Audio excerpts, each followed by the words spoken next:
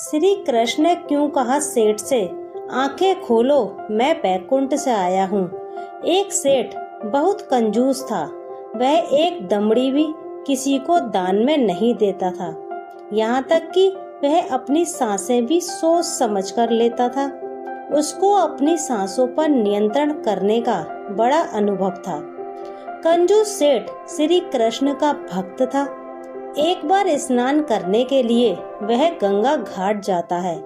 वहाँ पर श्री कृष्ण उसकी परीक्षा लेने के लिए प्रकट हो जाते हैं। जब वह गंगा जी में डुबकी लगाने के लिए अंदर जाता है तो एकदम श्री कृष्ण उसके सामने एक पंडित के रूप में प्रकट हो जाते हैं और कहते हैं, यजमान मुझे कुछ दक्षिणा दे दो। कंजूस सेठ कहता है कि श्रीमान मेरे पास कोई पैसा नहीं है। भगवान श्री कृष्ण कहते हैं, कोई बात नहीं, तुम संकल्प कर लो कि मुझे कुछ दक्षिणा दोगे।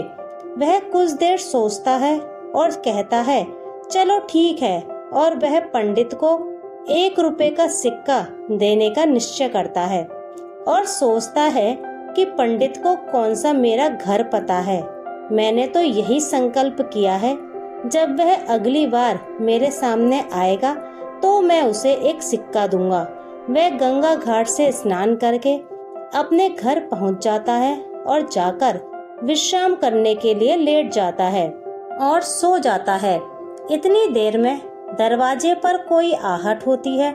उसकी पत्नी बाहर जाकर देखती है तो भगवान श्री कृष्ण पंडित का रूप लेकर उसके घर के दरवाजे के बाहर पहुंच जाते हैं।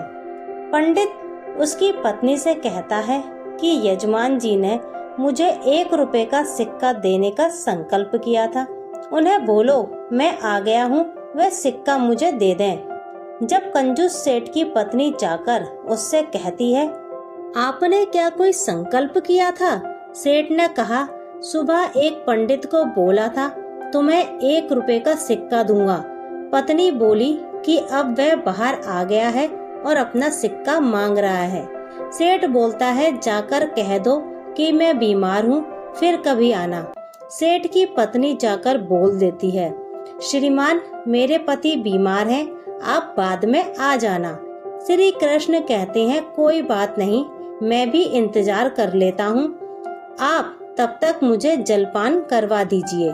पत्नी जाकर पति को बताती है कि वह पंडित ऐसे बोल रहा है। सेठ कहता है कि 1 सिक्के के साथ साथ अब जलपान का भी खर्चा करवाएगा। सेठ अपनी पत्नी से कहता है कि तुम जाकर बोल दो कि सेठ जी मर गए। उसकी पत्नी कहती है, आप क्या बोल रहे हो? वह कहता है, ऐसा करना ही पड़ेगा, नहीं तो वह पंडित नहीं जाएगा। उसकी पत्नी जाकर कह देती है कि सेठ जी तो मर गए हैं। भगवान कहते हैं, कोई बात नहीं, मैं जाकर पूरे गांव में खबर कर आता हूँ, सेठ जी नहीं रहे। आप अकेली कहाँ सारे गांव में घूमती रहेंगी। थोड़ी देर में सारा गांव इकट्ठा हो जाता है और सेठ की पत्नी बार बार यही कहती है कि सेठ जी जिंदा हैं, वे नहीं मरे। तो सभी कहते हैं कि यह तुम्हारी मोह माया है, इसलिए तुम्हें लग रहा है कि वह जिंदा हैं। क्योंकि सेठ जी का अपनी सांसों पर पूरा नियंत्रण था, इसलिए सेठ जी ने पूरे समय अपनी सांसें रोक कर रखी। बात सेठ की शवशैया तक पहुंच जाती है। इतनी कंजूसी के 1 सिक्का देने को तैयार नहीं, मरने को तैयार है। भगवान सोचते हैं, अब मैं इसका क्या करूं? जब गांव के लोग उसे अंतिम यात्रा के लिए ले जाने लगते हैं तो वह पंडित लोगों से कहता है कि मुझे सेठ के कान में कुछ कहना है। लोग कहते हैं, कह लो, वो वैसे भी मर गया है। भगवान श्री कृष्ण कहते हैं, आंखें खोलो, मैं बैकुंठ से आया हूँ तुम्हारे लिए, जो मांगना है मांग लो। सेठ खुश हो जाता है कि भगवान मेरे लिए बैकुंठ से आए हैं। आंखें खोलते हैं तो क्या देखते हैं, ये तो वही पंडित है। तो भगवान मुस्कुराकर कहते हैं, मांग ले जो मांगना है। सेठ जी कहते हैं, भगवान मुझे कुछ नहीं चाहिए, मैंने जो संकल्प किया है कि 1 रुपए का सिक्का दूंगा।